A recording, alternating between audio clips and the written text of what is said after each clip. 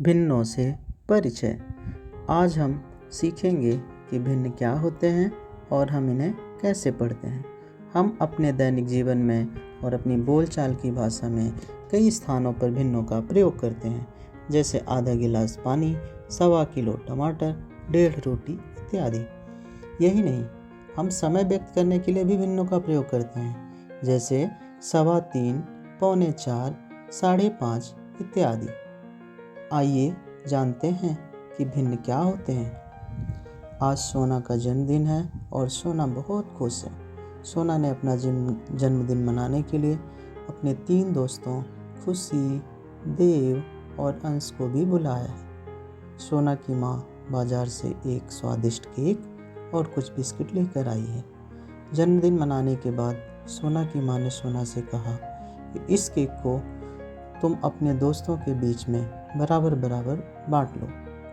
यहाँ पर कुल 1 केक है और खाने वालों में सोना और उसके 3 दोस्त यानी कुल मिलाकर 4 लोग हैं। क्या आप सोना को इस केक को बांटने में मदद कर सकते हैं? जी हाँ, बिल्कुल ठीक सोचा आपने। हम केक के 4 बराबर हिस्से करेंगे। सोना ने केक के पूर्ण भाग को इस प्रकार से 4 बराबर हिस्सों में बांट दिया और बांटने के बाद एक हिस्सा खुशी को दे दिया। क्या आप बता सकते हैं कि खुशी को एक पूर्ण केक का कितना हिस्सा मिला? हाँ, आपने बिल्कुल सही अनुमान लगाया है। खुशी को पूर्ण केक का 1/4 हिस्सा मिला है। क्या आप जानते हैं कि 1/4 को हम किस प्रकार से व्यक्त कर सकते हैं और कैसे पढ़ते हैं? यहाँ देखिए, 1/4 को 1/4 को हम 1/4 या 1/4 के रूप में इस तरीके से व्यक्त करते हैं। इस प्रकार की संख्या जो पूर्ण के किसी भाग को व्यक्त करती है, एक भिन्न यानी फ्रैक्शन कहलाती है। अंश ने कहा कि मुझे चॉकलेट फ्लेवर का केक बिल्कुल भी पसंद नहीं है। मैं बिस्किट खा लूँगा। मेरे हिस्से का केक भी खुशी को ही दे दो। अब खुशी के पास एक पूर्ण केक जिसके 4 बराबर भाग हुए हैं, उनमें से 2 भाग मिल जाते हैं। इस प्रकार से अब खुशी के पास कुल कितने केक हैं? बिल्कुल ठीक अनुमान लगाया आपने, 2/4। हम किसी भिन्न को इस प्रकार से व्यक्त करते हैं। उदाहरण के लिए 3/4। तो इस भिन्न में 2 संख्याओं के बीच बनी रेखा को हम बटा या फिर विभाजन रेखा भी कहते हैं। क्या आप जानते हैं कि बटा के ऊपर और नीचे स्थित संख्याओं को क्या कहते हैं? बटा के नीचे की संख्या हमें बताती है कि एक पूर्ण को हमने कितने बराबर हिस्सों में बांटा है। बराबर भागों की वह संख्या जिसमें किसी पूर्ण को बांटा जाता है वह हर कहलाती है।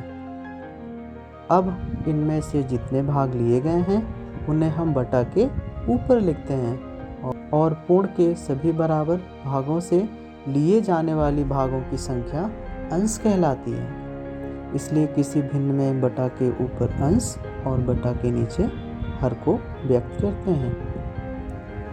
भिन्नों का प्रयोग हम केवल किसी एक वस्तु का भाग व्यक्त करने के लिए ही नहीं, अपितु किसी समूह के भाग को व्यक्त करने के लिए भी हम भिन्नों का प्रयोग करते हैं। जैसे यहाँ देखिए, यहाँ पर 3 भिंडी और 4 आलू हैं। इस प्रकार यहाँ पर कुल 7 सब्जियाँ हैं। यदि हमें कुल सब्जियों में भिंडी की भिन्न पता करना हो तो हम यह कैसे करेंगे? यहाँ पर कुल सब्जियों की संख्या है 7, इसलिए हम भिन्न का हर लेंगे 7 और इनमें से 3 भिंडी ले रहे हैं, इसलिए भिन्न का अंश हो जाएगा 3। इसलिए सब्जियों के समूह में से भिंडी के लिए भिन्न बन जाएगा 3/7। इस प्रकार क्या आप बता सकते हैं कि कुल सब्जियों में आलू के लिए क्या भिन्न होगा? सोचिए। बिल्कुल ठीक सोचा आपने। आलू के लिए भिन्न होगा 4/7। आइए अब कुछ और भिन्नों की पहचान करें। इस गिलास के कितने भागों में पानी भरा हुआ है? पूर्ण केक का कितना हिस्सा दिखाई दे रहा है? इस आकृति के कितने हिस्से में रंग भरा हुआ है। तो आज हमने इस वीडियो में जाना कि भिन्न क्या होते हैं और उन्हें कैसे व्यक्त किया जाता है। धन्यवाद।